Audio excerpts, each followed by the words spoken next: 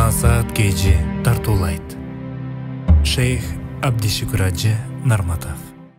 Сүйүктүү пайгамбарыбыз айтат, качан мага бир күн келсе, мисал жума күнү келди.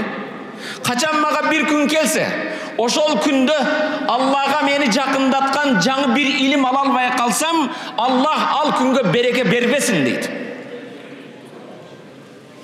Кайсы бир күн келсе мага, ошол күндө мен Аллах Таалага жакын болууга, жаңы илим билим албай калсам, ошо күндүн чыкканын Аллах ал күнгө береке бербесин деп, ал күнгө наалат болсун деген сөз.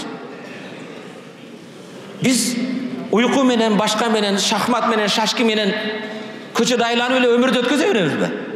Инсандын жашоодогу оборот кыла турган, жүгүртө турган эң чоң капиталы өмүрүбүз.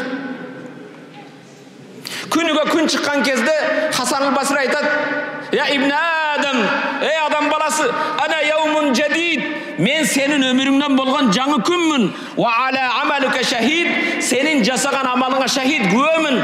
Фагтаним минни, менден пайдаланып калгын. Фа инни ла ауду иля яумил кияма, мен кыяматка чейин кайра келбеймин" дейт. Ой, күн чыгыптыр дейбиз, а?